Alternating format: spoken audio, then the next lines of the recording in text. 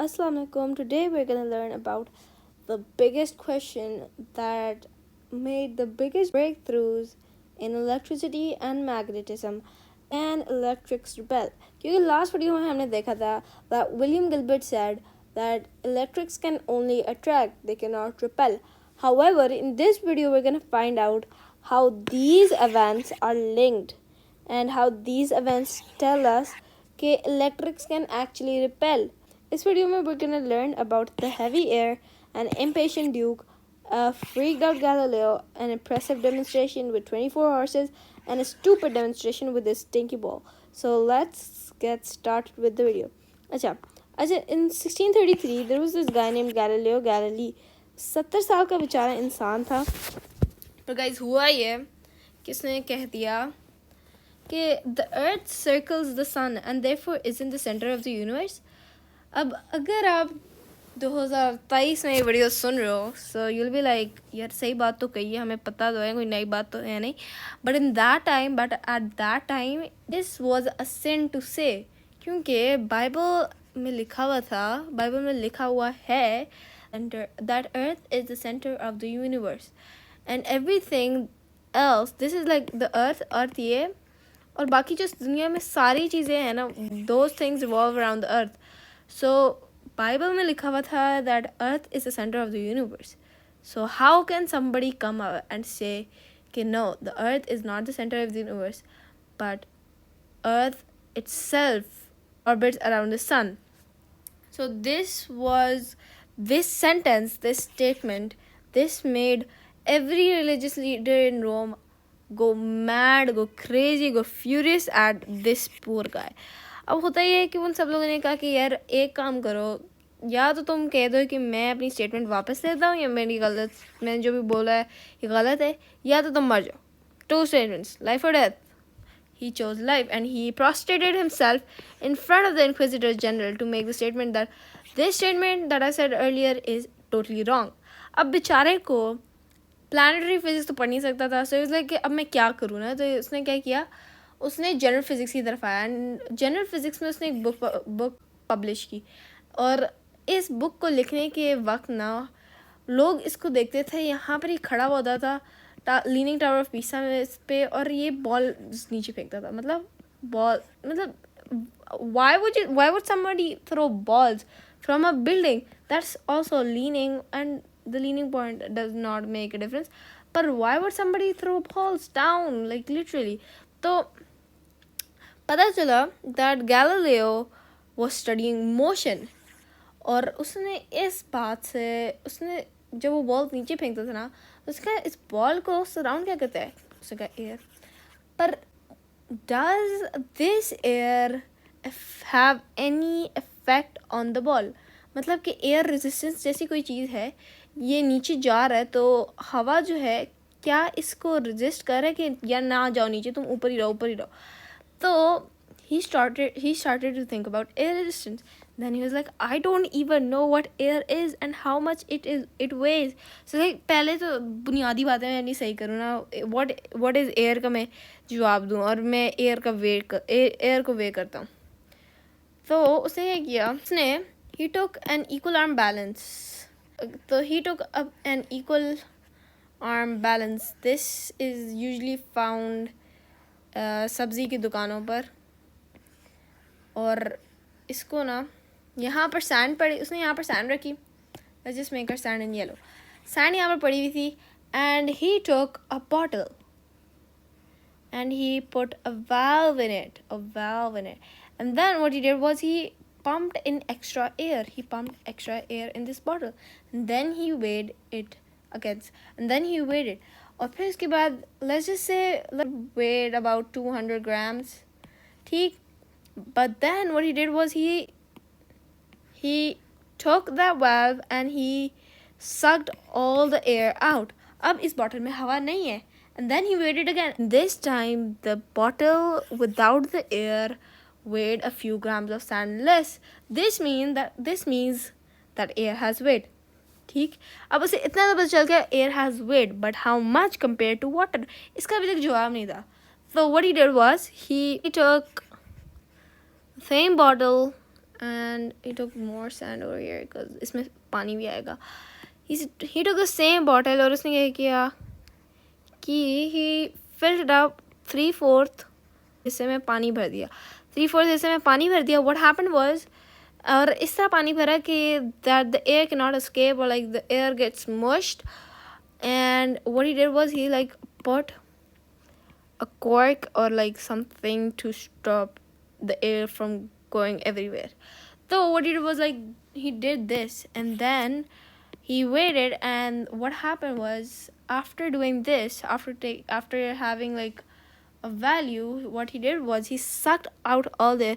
मुझे नहीं पता किस तरह उसने suck किया. He could have used like a syringe or any type of thing. He could have used anything or I don't know what. He let's just think he took a syringe and he like sucked all the air out. और उसने जब हवा निकाली ना, तो he was like, if I'm comparing water with air, that means कि जो हवा निकली है ना and उसका जो हमारे पास वैल्यू आया है, it is equal to the water that I put in. तो अब कितना करूँगा मैं कि बैलेंस हो जाए सब कुछ and everything. And after assuming everything, after doing the math, he got that air is 400 times lighter than water. It's not that much if you think about it. It's like, अच्छा ठीक है, 400 times lighter, okay, that's good. But what happens is when you take a building, a big building, for example, the Parthenon in Rome, when you take this building and you take all the air out of this building and you weigh it, अब सोचो कितना हो सकता है. मतलब हद मार लो 1000 kilogram, 2000 kilogram. It was literally 68,000 kilograms. Literally. अच्छा, तो it literally weighed 68,000 kilograms. अगर आप सोचो, if you're like a normal human being who does not go to the gym, and if you like take a 2 kg की बोरी जो होती है of like wheat या फिर कहते हैं चावल ना, अपने सर के ऊपर रखो and then you like गाड़ी में से निकाल के अपने स्टोर रूम तक लाओ ना, you'll be like यार ये हो क्या रहा है, इतना भारी चीज़ है, मुझे बस जल्दी से फेंकनी गई ये चीज़. पर अगर आप एक बिल्डिंग के अंदर खड़े हो जाकर आपके ऊपर 68,000 किलोग्राम्स का वज़न है, तो मतलब सोचो कि कितना बड़ा वज़न है. देन अगर हम इस बात में आज तक पैनिक करते हैं, यार हम इतना बड़ा वज़न कैसे उठा सकते हैं, गैलीलियो को उस ज़माने में क्या हाल हुआ होगा. Galileo panicked. He was like, what just happened? I cannot process this anymore. My brain hurts. And he was like, अच्छा अगर the air inside a bottle has weight, क्योंकि it was clear कि अगर वो bottle के अंदर हवा डालता था तो it had weight क्योंकि it weighed a few grams of sand more. He said the air inside a bottle has weight, but when you release it, it's weightless. मतलब कि एयर को अगर हम बोतल के अंदर डालें तो it has weight, पर जब आप उस बोतल में से बाहर निकालोगे it's gonna be weightless. So this was a doozy mistake that Galileo made. But 3 months before he died, he hired an incredible assistant whose name was Evangelista Torricelli. Torricelli ignored what Galileo said about the weightless air क्योंकि he was like यार इसकी कोई बात, इसकी कोई logic तो बनती नहीं है. So let's just keep that aside जब तक हमें कोई असली प्रूफ ना मिल सके. उसने इस वेटलेस एयर के बारे में ना और ये वेट ऑफ एयर के बारे में एक स्टेटमेंट दी कि like why we don't feel it. He said कि हमें इसलिए फील नहीं होता क्योंकि अगर हम एक इंसान है तो air is pushing on us from every single direction, literally every single direction.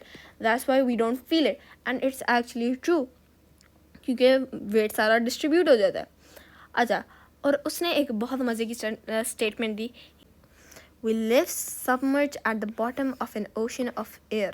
मतलब कि हम एक जैसे पानी के अंदर हम लोग सोचते हैं यार ये सारी मछलियाँ पानी के अंदर रहेंगी वगैरह वगैरह, पर हमारे लिए एक और चीज़ बनी हुई है जो पानी से ऊपर है एंड दैट्स एयर. और हम इस एयर के ओशन के अंदर हम स्विम करें. सो we're literally like the SpongeBobs of the land. If that makes sense, I don't know. It's just funny in my head. I don't know if it's funny in actual world. अच्छा, so Torricelli's thinking और 1630 में होता ही है कि the Grand Duke of Florence, he wanted to pump water uphill. पर मसला ये होता था पर मसला ये होता था, I am gonna like link a better video that explains way better than mine does, वो वाली वीडियो देखना जाकर, फिर ये सही से समझाएगा. I am just gonna explain. अच्छा मतलब इतना अच्छा नहीं, it has like animation and everything. I just explain. अच्छा तो the grand duke of Florence wanted to pump water uphill, पर मसला ये होता था कि every single pump they had, it always conked out at 33 feet. तो अब जितने भी लोग होते थे ना, जितने भी सही साइंसदान होते थे उस ज़माने के, दिमाग जो होते थे, दे वर लाइक यार ये हो क्या रहा है, मतलब why would this even happen, why only 33 feet? Nobody had the answer to it.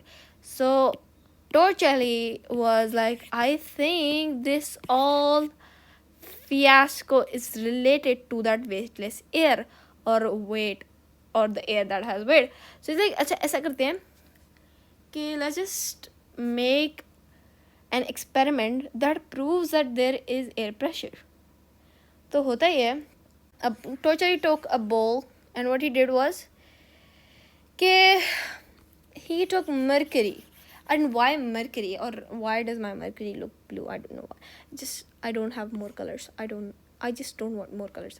Anyways, if water makes a column 33 feet tall, mercury only makes a column 2.5 feet tall because it is 13 times denser than water. अब समझ आ गए तो let's move ahead. He took like a bowl of mercury, and what he did was he filled the tube ऊपर से लेकर नीचे तक, कोई गैप ना भरे, मेरी अजीब गंदी कलरिंग से बेहतर. उसने पूरे इसमें कोई एयर कोई अंदर आ ना सके, उसने इतना ऊपर तक भरा है इस ट्यूब को. ऊपर तक भरने के बाद ना उसने क्या किया, एक स्टॉपर या फिर जो भी एक मेटल की प्लेट ले लिया, आई डोंट नो व्हाट उसने ली. उसने ना इसको यहाँ पर ना ब्लॉक कर दिया, मरकरी की ओपन एंडेड जो जगह थी ट्यूब की. तो उसने क्या किया, जब वो बंद की ना, उसने क्या किया, इस मरकरी ट्यूब को उठाया और उल्टा कर दिया. उल्टा करने के बाद उसने मरकरी को इस पूल ऑफ मरकरी में लाकर रख दिया. And surprisingly what happened was, let's take this, एक थोड़ी सी जो मरकरी थी ना ऊपर से, वो नीचे गिर गई, वो इस बाकी मरकरी के पूल में आ गई. But like, why did that happen? Some of the mercury fell into the pool of mercury and leaving a gap full of literally nothing. मतलब उसमें अंदर कुछ भी नहीं है, ना हवा है ना कुछ है. So it was like a vacuum, but this was the first time this vacuum was not made by suction. Suction के बगैर इसने एक वैक्यूम बना दिया. And then he was like, अच्छा ठीक है, बना तो लिया, पर मैंने अब सोचना है कि why did this mercury not fell into the mercury pool? सिर्फ इतनी से मरकरी क्यों गिरी है, बाकी मरकरी क्यों नहीं गिरी है? वो इसलिए था क्योंकि the air is pushing on it. Air has pressure and it's pushing on the mercury. और वो उसने जो यहाँ पर प्रेशर लगाया हुआ है ना, that's what's keeping this from falling apart. And this is actually true. अगर आप इसी चीज़ को ना एक पहाड़ी पर लेकर जाओ और पहाड़ी पर लेकर जाओ ना, this thing would fall even more. Why? क्योंकि अगर हम पहाड़ी पे जाएं, we're assuming that we live in an ocean of air, right? तो हमारा जो ओशन के सबसे नीचे होता है point, that's like the place where there's like the most pressure, right? तो यहाँ पर सबसे ज़्यादा प्रेशर होगा. और हम लोग अगर पहाड़ी से नीचे रह रहे हैं तो like we're living at a place where there's like most pressure, और पहाड़ी के ऊपर there will be like less pressure. अगर आप इस चीज़ को ना, इस पूरी चीज़ को आप पहाड़ी के ऊपर लेकर जाओ ना, then what will happen is that कि ये जो कॉलम है ना, इसमें से मरकरी और ज़्यादा नीचे गिर जाएगी, क्योंकि the air pressure is less and it's not holding the mercury in its place. That's why the mercury is falling into the mercury pool. And this was literally the first barometer. पर टॉर्चेली को ये नहीं पता चला था कि barometer मैंने बना दिए. ही वाज लाइक कि अच्छा ठीक है, एयर प्रेशर से पता चलेगा. पर बैरोमीटर जिसने कहा ना यार ये चीज़ जो है barometer, he was Greek, I don't know how to spell him, पर यहाँ पर मैंने लिखा हुआ. His name was Guericke, Otto von Guericke. अब this person legendary man की वजह से हमें पता चला that electrics can repel as well. तो अब आगे की कहानी सुनो. होता ये है that this guy becomes crazy about this mercury experiment and he was like यार क्या बात है यार, क्या वैक्यूम बनाया इसने सिर्फ एयर प्रेशर के थ्रू, सिर्फ ग्रेविटी के थ्रू. तो ही वाज लाइक यार क्या बात है, मतलब सल्यूट हो इस बंदे को. तो उसने क्या किया, उसने पहले तो ये बताया ना कि he was like the first person to say that this is like a barometer and he predicted weather with it. और ये he was called the father of meteorology. ठीक. फिर he was not interested in meteorology but he was interested in the vacuum up top. He's like यार क्या बात है यार, क्या वैक्यूम बनाया. He's like अगर वो कहते हैं एयर प्रेशर और ग्रेविटी से वैक्यूम बना सकता है, why can't I make the same vacuum with water. उसने अपने एक्सपेरिमेंट शुरू किया. अच्छा, उसने पहला एक्सपेरिमेंट क्या किया, he took this casket, wooden casket, और इसने ना यहाँ से एक पंप लगाया और यहाँ पर एक कहते हैं यहाँ से पानी जाता था, फायर वगैरह वगैरह. और इसके अंदर से जब इसने ना इस पूरी बैरल ये कैस्केट को ना पानी से भर दिया ऊपर तक, और फिर जब इसने पानी बाहर निकाला ना तो हुआ ये कि वुड के अंदर जो सुराख थे ना उसकी वजह से हवा अंदर चली गई और वो कहते हैं उसका फ़ायदा नहीं हुआ. Second experiment he did was with a metal casket ली उसने, उसमें हवा बाहर निकाली. पर इस दफ़ा ये हुआ कि एयर प्रेशर इतना ज़्यादा था उस बेचारी कैस्केट पे, इतना ज़्यादा था कि वो मेटल होल्ड ना कर पाया and it imploded. Then the third experiment he did was with two literally thick copper hemispheres. उन्होंने सबसे थिक कॉपर हेमिस्फेयर्स बनाए. और उसने क्या किया, उसने सोचा यार मैं पानी डालता हूँ, पानी निकालता हूँ, क्या मैंने अजीब काम लगाया हुआ है. उसने सोचा कि यार मुझे पानी की ज़रूरत है भी नहीं है. उसने कहा अगर मैं सीधा हवा को बाहर निकाल दूँ तो अच्छा चलो करके देखते हैं. अब उसने क्या किया, उसने एक एयर पंप बनाया. उसने किस तरह एयर पंप बनाया, यहाँ पर उसने अपना हेमिस्फेयर रखा. ये देखो, this is like the cross section of the hemisphere. ये जब एयर पंप बनाया ना तो उसने क्या किया, उसने यहाँ पर एक फ्लैप सा लगाया कि यहाँ से हवा बाहर निकल सकती है, पर जो बाहर निकली हुई हवा है ना वो यहाँ पर हवा जो है इसको वापस यहाँ ऊपर नहीं जा सकती. ठीक, डन हो गया. तो उसने यहाँ पर एक पिस्टन लगाई और तो उसने यहाँ पर से जो हवा निकलती थी ना इस पिस्टन को पीछे किया, हवा इसमें से बाहर निकली, यहाँ पर आके स्टोर होगी. ठीक, अब यहाँ पर हवा स्टोर होगी, पिस्टन हमारी यहाँ पर है. अब जब पिस्टन को अंदर की तरफ वापस डालेगा ना तो ये जो हवा होगी ये यहाँ से बाहर निकल जाएगी. डन. इस तरह जितनी दफ़ा आप पिस्टन को ऊपर नीचे करोगे और तो होगा ये कि हवा जो होगी बाहर निकलती जाएगी और इसके अंदर एक वैक्यूम पैदा हो जाएगा. ठीक, अब उसने जब वैक्यूम क्रिएट किया ना हुआ ये कि these two copper hemispheres stuck like glue. तो Guericke ने कहा यार चलो यार मज़ा करते हैं इसके साथ. तो उसने यहाँ पर ना एक कहते हैं 4 हॉर्सेस यहाँ पर लगाए, 4 हॉर्सेस ने यहाँ पर लगाए और उसके बीच में एक कॉपर हेमिस्फेयर जिसके अंदर एक वैक्यूम था. और ये इन्होंने इधर से दौड़ाया, इनको इधर से दौड़ाया. फिर भी these copper hemispheres stuck like glue. So why did this happen? Like what? Excuse me, how? It doesn't make sense. Why would these stick together? अब होता ही है बिकॉज अंदर से हमने सारी हवा बाहर निकाल दी है तो अंदर से हमारी चीज़ कोई पुश बैक नहीं कर रही है. ठीक, और बाहर से जो हमारा एयर प्रेशर लग रहा है ना that's tremendous, that's too big, that's too huge. ठीक है, जब एयर प्रेशर बाहर से लग रहा है ना होता ये है कि इन दो बेचारों के पास सिर्फ यही काम है कि ये दोनों एक साथ स्टक हो जाए. आपने इन दो हेमिस्फेयर्स को ग्लू की तरह चिपकाए हुए को अलग करना है. मेटल का रूलर डाल दो और फिर हल्का सा टिल्ट करो, हल्की सी हवा गई, these glued things will fall apart. ठीक है, और अगर आपने अपनी मैन पावर फोर्स वगैरह जो भी लगानी है और अगर आपने उस फोर्स से कहते हैं इसको उस फोर्स से आपने इसको अलग करना है ना, you would have to be stronger than the air pressure itself, and that my friends is large, that's tremendous. तो उसने अब वो पावर ऑफ एयर के बारे में डेमोन्स्ट्रेशंस करने लग गया. अब उसकी ज़िंदगी का ना 3 मकसद का ज़िंदगी थी उसकी, और वो 3 मकसद क्या थे? He wanted to prove that the space is full of nothing, और उसने वो प्रूव कर दिया that by making these copper hemispheres and creating a vacuum and everything, and like okay, समझ आ गई ना कि उसने how he proved that the space is full of nothing. The second thing he wanted to demonstrate was that we swim in air, and he demonstrated that as well. क्योंकि अगर यहाँ पर हवा ना होती, हवा अगर यहाँ पर प्रेशर ना लगा रही होती, तो कहते हैं these two hemispheres would have never stuck together. तो he demonstrated the second thing as well. पर तीसरी चीज़ उसके मॉडल में, उसकी ज़िंदगी में से गायब थी, and that was the model of Earth. Earth is a sphere, and we are stuck, and we are pulled down to a sphere, and we're standing on a ball.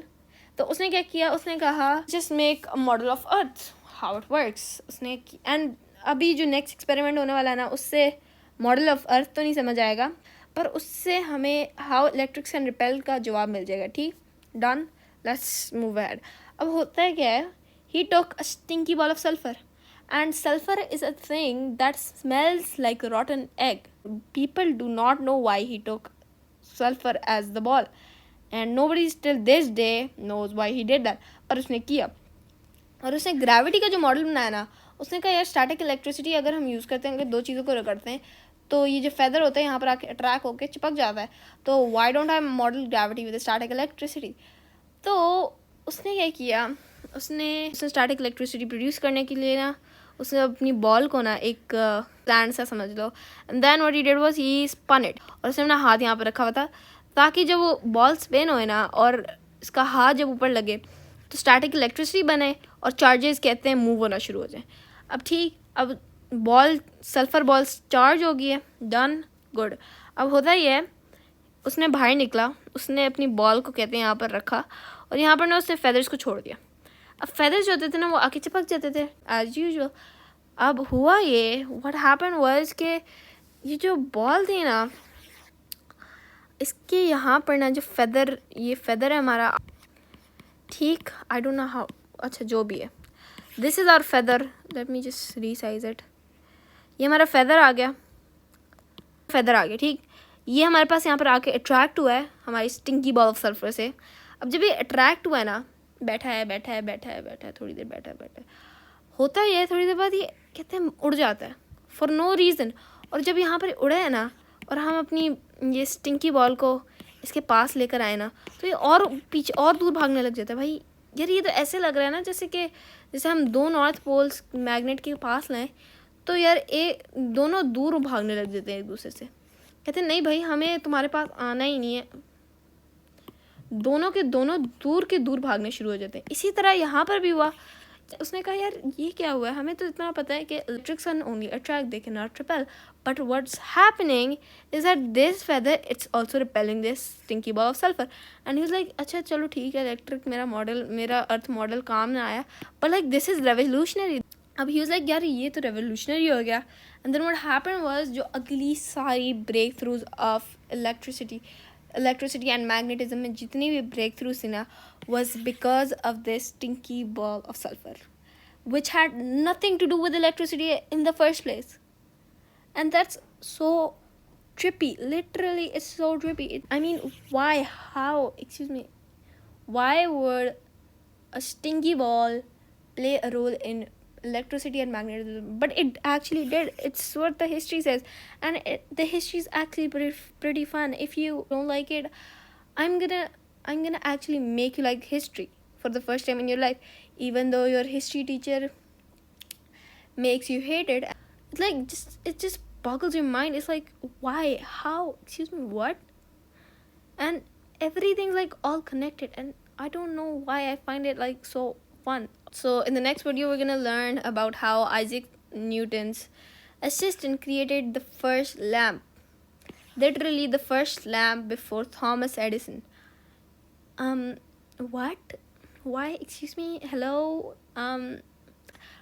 Isaac Newton's assistant created the first lamp. How? And why? That's the story for the next video. I'll see you guys then. Till then, Allah Hafiz and bye bye.